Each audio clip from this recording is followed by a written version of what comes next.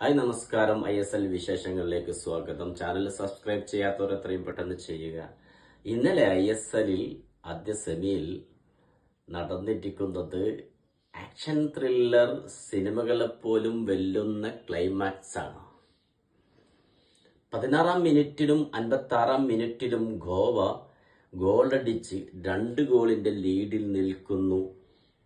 മുംബൈ ഗോവയുടെ തട്ടകത്തിൽ പരാജയം ഉറപ്പിച്ച് കളി മുന്നോട്ടു പോകുന്നു. കാണികൾ മുംബൈ ആരാധകർ നിരാശരായി ഗാലറി വിടാനൊരുങ്ങുന്നു. 90 മിനിറ്റ് പൂർത്തിയാകുന്നു. സെക്കൻഡുകൾ ആ 2 ഗോൾ ലീഡ് മറികടന്ന് മുംബൈ സിറ്റി ജയിക്കുമെന്ന് മുംബൈ സിറ്റി ആരാധകർ പോലും കരുതുന്നില്ല, വിശ്വസിക്കുന്നില്ല. അങ്ങനെ സംഭവിക്കാൻ പോകുന്നില്ല. കാരണം 90-ാം മിനിറ്റിന്റെ അവസാനത്തിലേക്ക് കളി പോകുന്നു. അവിടെയാണ് മുംബൈ സിറ്റി ഒരു ഗോൾ തിരിച്ചടിക്കുന്നു. 2-0 എന്നുള്ളത് 2-1 ലീഡ് കുറയുന്നു.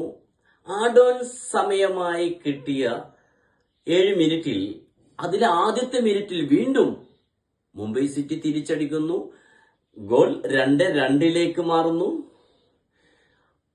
കളി തീരാൻ ആഡോൺ സമയവും തീരാൻ മിനിറ്റുകൾ മാത്രം. അതായത് 6-ാം മിനിറ്റിൽ വീണ്ടും മുംബൈ സിറ്റി തിരിച്ചടിക്കുന്നു. ഗോൾ 3-2 വിജയം ഉറപ്പിച്ച 2-0 വിജയം ഉറപ്പിച്ച ഗോവൻ ആരാധകരുടെ മനസ്സിൽ ഇടുത്തി വീഴുന്നു.